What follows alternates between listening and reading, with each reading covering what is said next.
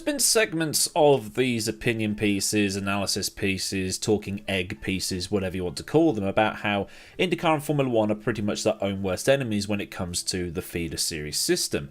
You've got IndyCar's feeder series being pretty much redundant because they're just going to Europe and picking up drivers from there who have, more often than not, got a lot more money, let's be honest. And Formula 1's feeder series is being made redundant because, well, everybody's going to IndyCar. Because the way Formula 1 works, there aren't enough seats for the amount of people trying to get in and holding on to drivers and things like that.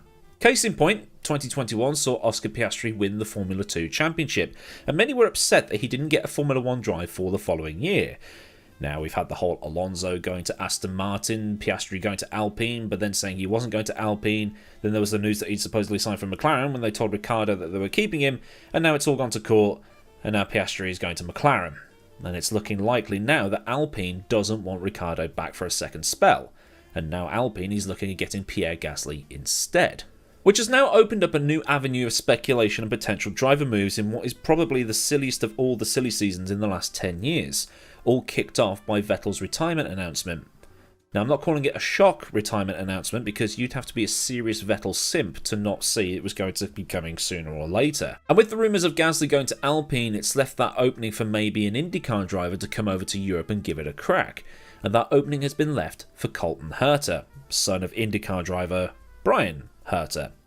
Now, there is a little bit of extra rumour attached to this because, as you might have already deciphered, Gasly is at AlphaTauri, which is Red Bull's sister team, which usually has its seats reserved for drivers in the Red Bull Academy or just Red Bull drivers in general. But Helmut Marko is supposed to be many interested in getting Herta into Formula 1, which is going to present a few little problems because of the way the FIA has changed the rules in recent years. Rules that got changed, ironically, due to one of Red Bull's drivers. Well, I mean, it's attributed to one of Red Bull's drivers, and that is the Super License points. So the Super License is the FIA's highest level license and is what you must have to race in Formula 1. Gone are the days of just buying one if you had the money, which is why we saw the likes of Riccardo Rosset, Taki Inui, Jean-Denis Delatraz and other drivers on the grid in the 1990s who, well, probably shouldn't have been there. Now, thanks to the current system and also things like the cost cap to an extent, the days of those drivers are well and truly over. They changed the rules to say that all F1 drivers must be a minimum age of 18 and also mandated that drivers must accumulate a number of qualifying points to be able to get a super license and compete in Formula 1. So how many do you need? Well, it's 40, and it's rigged in such a way that if you finish first, second or third in Formula 2, you're automatically going to qualify, no matter what happens. And then you get a little bit less for Formula 3, I think it's 30 in Formula 3, and you get 12 for winning Formula 4. So theoretically, if you win Formula 4 and then win Formula 3 back-to-back, you can race in Formula 1. I mean, so long as you're over the age of 18, obviously. Now, looking at the top of the list here, you'll see that the winners of IndyCar and Formula 2 get 40 points, with 30 for second in IndyCar down to 1 point for 10th in IndyCar. And this seems to have been a point of contention for fans of the American Open Wheel Racing Series. Well, the ones that I've overheard talking, anyway. These points are valid for 3 years, so the points that were accumulated at the end of 2018 are now wiped off. So there was actually the potential for Mick Schumacher not being eligible for a super license in 2021 if his GP2 season in 2021 was as bad as the one he had in 2020. That's Formula 2 now, isn't it? So, looking at the IndyCar driver super license eligibility chart of reference, TM, currently Alex Rossi, Patricio O'Ward, Alex Palou, Scott Dixon and Joseph Newgarden are super license eligible. Callum Ilott apparently already has one. There might be a couple of others, but I haven't the time to sit down and crunch some numbers. I mean, the facts that I've just given to you were got off Reddit, so take with a pinch of salt. Now, Herta, meanwhile, won't have enough come the end of this IndyCar season, but Helmut Marko and co over at Red Bull want the FIA to consider an exception. Which the FIA can do, and has done. They allowed Robert Kubica to have a super license again for his comeback, even if many thought his injuries were going to hold him back, and he hadn't done enough to accumulate the super license points required. I mean, he is probably the only one, I think. Unless Hulkenberg. But either way, the FIA has since said that there won't be any exceptions made for Herta, and the system is the system. Which again has annoyed a few IndyCar fans. Two notes also need to be made here. Number one is that due to the pandemic, it is now the best 3 years of the previous 4. However, in 2018, Indy Lights offered no super license points due to the fact that there weren't enough people competing in the series to warrant handing them out, because people would be getting them by default. Now, Marco isn't the only one that thinks that Herta should get a free pass, so to speak. Andreas Seidel over at McLaren also said that Herta should be allowed in, saying, "In terms of the super license, in general we believe in the system. We think it's a good system in place.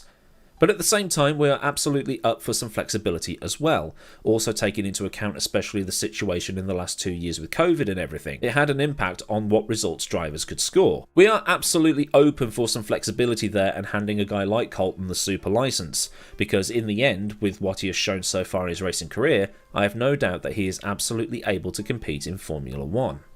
IndyCar was racing in Portland yesterday, and supposedly Herta had to switch off his phone because it was going absolutely mental with all the speculation linking him to AlphaTauri. There is also a few whisperings here and there that the proposed deal Red Bull was supposed to sign with Porsche is going to fall through, and instead Porsche might buy AlphaTauri instead, which is probably something just made up because of the fact Herta isn't a Red Bull driver. Also rumours coming from ESPN that Red Bull might sell AlphaTauri to Andretti. Herta also has a year left on his contract with Andretti, but team boss Michael isn't going to hold his driver hostage in IndyCar and will allow him to go to Formula 1 if he wants. There's obviously the whole thing going on about Andretti wanting to enter Formula 1 as the 11th team, which seems to be shut down at every move. But there is only one thing clear about all of this. Even if Herta is granted a super license, he will only end up at AlphaTauri if Gasly goes to Alpine. And it would be good for an IndyCar driver to come over and have a go in Formula 1. I hang out with a lot of IndyCar fans and they're always telling me about how much better the product is and how much better the racing is, and how there are more than a few drivers on that grid that could hack it in Formula 1. Ex-F1 drivers accepted, of course. It would give IndyCar the opportunity for it to put the money where the mouth is, as the saying goes, and not for the reason of the F1 great, IndyCar bad that always seems to go on, but for viewing figures. We know F1 has traditionally struggled in America. Now there's time for a decent American driver to come over and give it a crack. He's also the son of an IndyCar legend, and that would make a few IndyCar purists at least consider putting the Formula 1 on, as Alonso did going the other way for those 3 Indy 500s he did. Well, 2. And with the signs pointing in the way of Logan Sargent potentially getting in at Williams, we could have 2 American drivers on the grid. And for me, that would be better for boosting viewing figures in America than, a race in Texas and 2 vanity races at Miami and Las Vegas. So then, an IndyCar driver in Formula 1. Is that something you would like to see? Would you like to see Colton Herta come over and have a crack in Formula 1? Subject to licensing and all of that stuff. Or should those brain-dead hicks over in America stick to just turning left? That bit's a joke, obviously. IndyCar does more circuit racing than it does oval racing these days. Leave any comments down in the comment section underneath this video and get a discussion going. It is, after all, why I do this series. Well, these types of videos. You know what I mean. But either way, if you think I made some good points, then give it one of these. And for more stuff like this, get subscribed, get that bell on so you never miss out on a future video. Massive thanks to the kind folk over at Patreon for the continued support. And if you want to help pay for some of the images used in these videos, you can help out by hitting the link down in the description. There's also links to Discord, my socials, and there's also super thanks down there if you just want to buy me a beer or whatever. So until next time, I've been AdmiralLaWind. Have a cracking day wherever you live in the world, and I'll see you all again soon for another video. Goodbye.